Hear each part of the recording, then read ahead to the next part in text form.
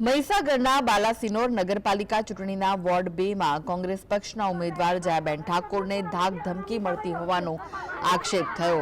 તો એ છેલ્લા 2-3 દિવસથી ગંભીર પ્રકારની ધાક ધમકી મળી રહી હોવાનો આક્ષેપ કરવામાં આવ્યો છે। તેમને ધમકી આપવામાં આવતી હોવાના કારણે ડરના કારણે જાહેર સભામાં મહિલા ઉમેદવાર જયાબેન ઠાકોરને પેનિક એટેક આવ્યો હતો। બાલાસિનોરમાં સ્થાનિક નેતાના માણસો દ્વારા ધાક ધમકી આપ્યાનો આક્ષેપ કરવામાં આવી રહ્યો છે।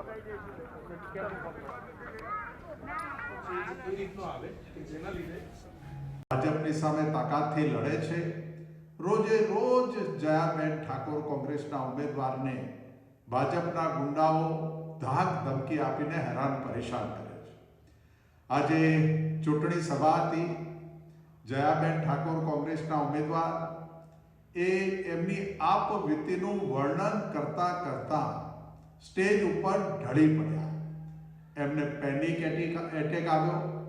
તાત્કાલિક બાલાસિનોર હોસ્પિટલમાં એડમિટ કરવામાં આવ્યા છે। હું સમગ્ર ગુજરાતના કોંગ્રેસના આગેવાનોને વિનંતી કરું છું કે જયાબેન ઠાકોર જેવા સેંકડો લોકો ભાજપની નાગાઈ ગુંડાગીરી સામે લડી રહ્યા છે।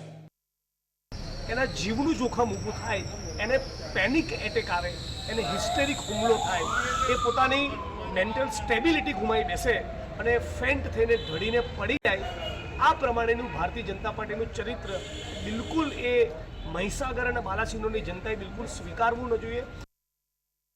એવું છે કે આ ઘટના અચાનક સ્ટ્રેસ વધારે પડ્યો એટલા માટે જ બની હોય એવું વધારે લાગે છે। એક પ્રકારના હિસ્ટેરિયા પ્રકારનો એપિસોડ હતો અને એમાં પ્રાથમિક સારવારમાં પ્રવાહીને આઈવી ફ્લુઇડ ને બધું આપવાની જરૂર હતી, જે આપેલ છે।